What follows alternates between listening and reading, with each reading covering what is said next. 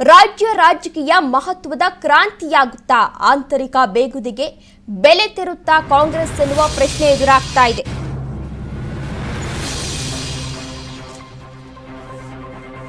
ರಾಜ್ಯ ರಾಜಕೀಯದ ಮಹತ್ವದ ಕ್ರಾಂತಿಯಾಗುತ್ತಾ ಆಂತರಿಕ ಬೇಗುದಿಗೆ ಬೆಲೆ ತೆರುತ್ತಾ ಕಾಂಗ್ರೆಸ್ ಶಾಸಕರ ಅಸಮಾಧಾನ ಬೆಂಕಿ ಜ್ವಾಲಾಮುಖಿಯಾಗ್ತಿದ್ಯಾ? ಆಗಸ್ಟ್ ಸೆಪ್ಟೆಂಬರ್ನಲ್ಲಿ ಸ್ಫೋಟಿಸುತ್ತಾ ಅಸಮಾಧಾನ ಕಾದು ನೋಡಲು ಮುಂದಾಗಿದ್ದಾರಾ ಹಲವು ಶಾಸಕರು ಎನ್ನುವ ಪ್ರಶ್ನೆ ಎದುರಾಗ್ತಾ ಇದೆ.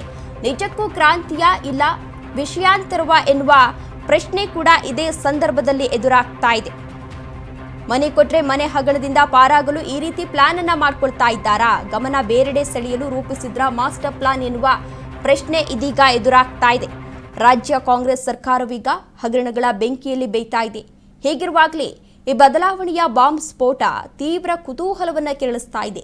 ಈಗಾಗಲೇ ದೆಹಲಿ ನಾಯಕರು ನೇರ ಸಿಎಂ ನಡೆಯ ವಿರುದ್ಧವೇ ಅಸಮಾಧಾನವನ್ನು ವ್ಯಕ್ತಪಡಿಸಿದ್ದಾರೆ. ಬಿಆರ್ ಪಾಟೀಲ್ ಸೇರಿದಂತೆ ಬಹಿರಂಗ ಹೇಳಿಕೆ ನೀಡಿರುವ ನಾಯಕರನ್ನ ನಿಯಂತ್ರಿಸುವಲ್ಲಿ ಸಿಎಂ ಸಿದ್ದರಾಮಯ್ಯನವರು ಎಡವಿದ್ದಾರೆ ಅಂತ ಬೇಸರವನ್ನ ಕೂಡ ಈಗಾಗಲೇ ಹೈಕಮಾಂಡ್ ನಾಯಕರು ವ್ಯಕ್ತಪಡಿಸಿದ್ದಾರೆ. ಹೀಗಾಗಿ ದೆಹಲಿಯಿಂದ ವಾಪಸ್ ಆಗ್ತಿದ್ದಂತೆ ಸಿಎಂ ಸಿದ್ದರಾಮಯ್ಯನವರು ಕೂಡ ಅತೃಪ್ತರು ಏನಿದ್ರು ಅವರೆಲ್ಲರನ್ನ ಕರೆದು ಈಗಾಗಲೇ ಮಾತನಾಡಿಸಿದ್ದಾರೆ. ಅಷ್ಟೇ ಅಲ್ಲ, ಬಹಿರಂಗ ಹೇಳಿಕೆಗಳ ಬಾಯಿಗೆ ಬೀಗ ಹಾಕಿಕೊಳ್ಳುವಂತೆ ಕಟ್ಟಪ್ಪಣೆಯನ್ನ ಕೂಡ ಮಾಡಿದ್ದಾರೆ. ಹಾಗಿದ್ರೆ ಈ ಬದಲಾವಣೆ ಕೂಗು ಅನ್ನೋದು ವಿಷಯಾಂತರವ ಮಾಡುವ ಹುನ್ನಾರವ ಅನ್ನೋ ಅನುಮಾನವನ್ನ ಕೂಡ ಮೂಡಿಸ್ತಾ ಇದೆ.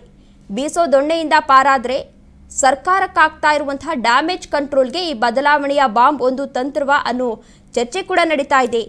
ಇಲ್ಲ ನಿಜಕ್ಕೂ ಆಗಸ್ಟ್ ಸೆಪ್ಟೆಂಬರ್ನಲ್ಲಿ ಬದಲಾವಣೆ ನಿಶ್ಚಿತವಾ, ಇಲ್ಲ ಅದಕ್ಕೂ ಮುನ್ನವೇ ಕ್ರಾಂತಿಯೇ ಆಗುತ್ತಾ ಅನ್ನೋದು ಸದ್ಯದ ಪ್ರಶ್ನೆ ಕೂಡ ಆಗಿದೆ. ಕೈಪಾಳ್ಯದಲ್ಲಿ ಇದೀಗ ಸಾಕಷ್ಟು ಬದಲಾವಣೆಗಳಾಗ್ತಾ ಇದೆ. ಹಗರಣಗಳ ಸುರಿಮಳೆಯೇ ಕೇಳಿ ಬರ್ತಾ ಇದೆ.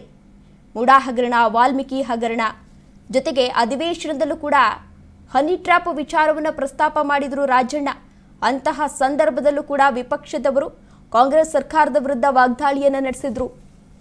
ಕಾಂಗ್ರೆಸ್ ಸರ್ಕಾರ ಭ್ರಷ್ಟ ಸರ್ಕಾರ ಅನ್ನುವ ಆರೋಪವನ್ನ ಕೂಡ ಮಾಡಿದ್ರು. ಇದೀಗ ಸ್ವಪಕ್ಷದ ವಿರುದ್ಧವೇ ಬಿಆರ್ ಪಾಟೀಲ್ ರವರು ಕೂಡ ಆರೋಪವನ್ನ ಮಾಡಿದ್ರು. ಅದನ್ನ ಮುಚ್ಚಿ ಹಾಕಿಕೊಳ್ಳಲು ಈ ರೀತಿ ಏನಾದರೂ ರಾಜಣ್ಣ ಅವರು ಹೇಳಿಕೆ ನೀಡಿದ್ರಾ ಎನ್ನುವ ಪ್ರಶ್ನೆ ಎದುರಾಗ್ತಾ ಇದೆ.